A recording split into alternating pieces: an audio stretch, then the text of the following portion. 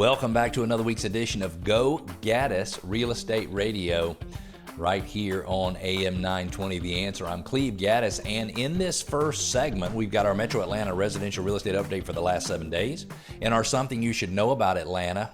Maybe you can strike gold in fun at Dahlonega Gold Rush Days, and we got to all beware of online scams. I'm Cleve Gaddis. Cleve is short for Cleveland. I've been a real estate broker and agent here in Metro Atlanta since 2002. So that's 23 years, and you're listening to Go Gaddis Real Estate Radio. For most people, buying and selling a home is the largest investment they'll ever make, and it's also one that is filled with the most worry and emotions. So the mission of this radio show is really simple, is to help you trade fear for confidence, uncertainty for clarity, and stress for peace of mind.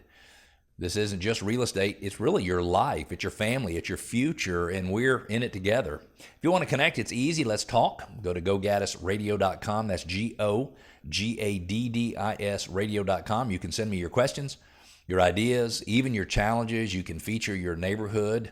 Ask us to feature your neighborhood or subscribe to the podcast anytime, 24 hours a day at GoGaddisRadio.com. It's also the best way to reach me.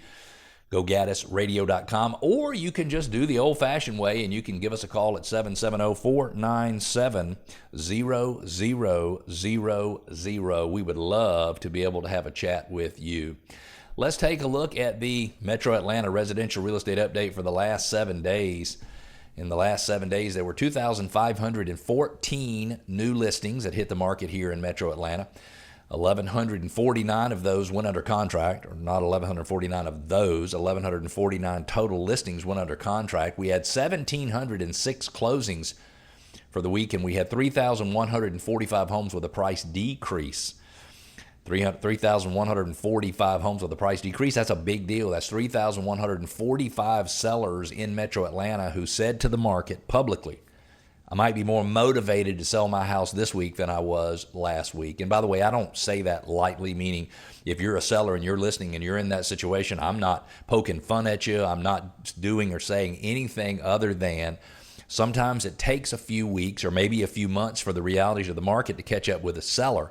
And 3,145 sellers last week said, I've had enough of trying to do it at this current price, and I'm going to bring the price down. People ask all the time, is it a good time to sell? Yes, it's still a good time to sell, especially if your house is priced correctly, not cheaply, correctly.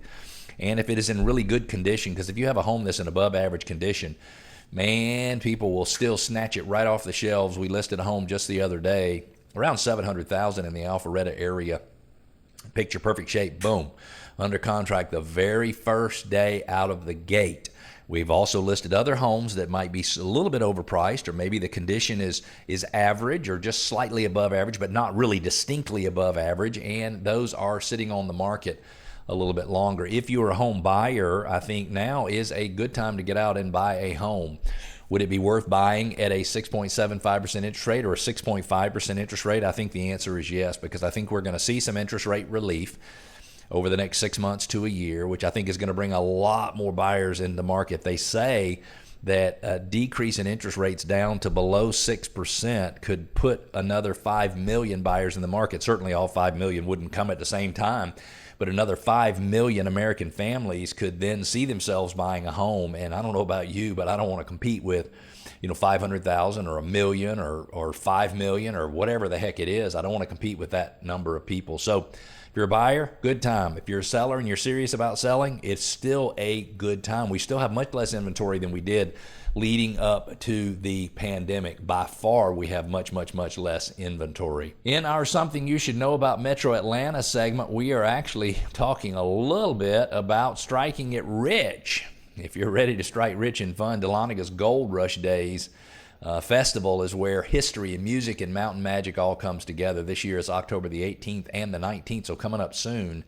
Each fall, Dahlonega comes alive with one of the Southeast's most treasured traditions, the Gold Rush Days Festival. Held every third full weekend in October, the festival draws more than, listen to this, 200,000 people to the historic downtown square to celebrate the 1828 discovery of gold that forever changed the town's story. Streets are lined with more than 200 art and craft booths where visitors can shop for handmade goods, local specialties, and unique keepsakes. The air is filled with the sound of live Appalachian music, laughter from children's contests, and the aromas of festival food that tempt every passerby. But the Gold Rush Days really is more about than just fun. It's about more than just fun. Easy for me to say. It's a celebration of heritage and community spirit. Guests can watch parades. They can enjoy gold panning demonstrations and explore the nearby Gold Museum, housed in the old 1836 courthouse. The event has been named one of the top 20 events in the Southeast by the Southeast Tourism Society. Behind the scenes, the festival is fueled by local volunteers and businesses, with proceeds benefiting scholarships for local students, holiday programs for families in need, and other community causes. Set against the golden backdrop of the North Georgia fall foliage, Dahlonaga's Gold Rush Days Festival is equal parts history, culture, and small-town charm. It's a weekend where the past and present meet, where the spirit of discovery lives on, and every guest can take home a little piece of Dahlonaga's golden legacy. Just search Dahlonaga's Gold Rush Days Festival on Google, and you'll find all of the information you could possibly want. This segment of the show is brought to you by the law firm of O'Kelly and Sorahan. They're a full-service law firm with 30 offices throughout the metro Atlanta area. They specialize in residential real estate closings, including home purchases, refinance closings, corporate relocation, and contract review and title insurance matters. And they can be reached by calling 770-497-1880, 770-497-1880. You might be wondering, why does it matter what firm we use to close our sale? Well, I can tell you it matters. I have been involved in closings with other firms throughout metro Atlanta. I don't want to name any names, but sometimes they just act like they don't care.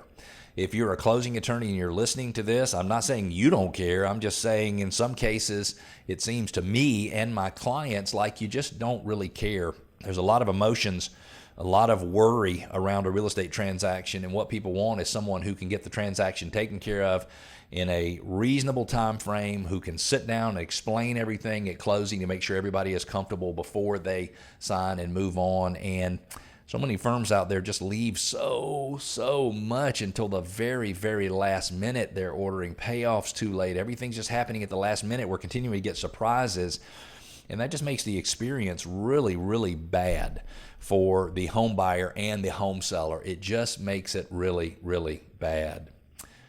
If you're thinking of selling your home anytime in the next year, we want you to get the upside. And if you're thinking, well, what does that mean, the upside? Of course I want the upside. I want as much money as I can possibly get. Well, for some people, that is their idea of the upside, is to sell their home for the most money. But other people, it's more important for them to be able to relocate and move to their new home by November the 1st. For example, even if they had to sell their home for a little bit less money. For others, they want to do as little as possible, meaning they don't even want to have to raise their hand. They don't want to have to do anything, lift a hand to do anything to get the home ready to sell. They want to just sell it as is, where is. Let the buyer worry about all that. Are there buyers out there who will buy a home in that situation? Absolutely there are.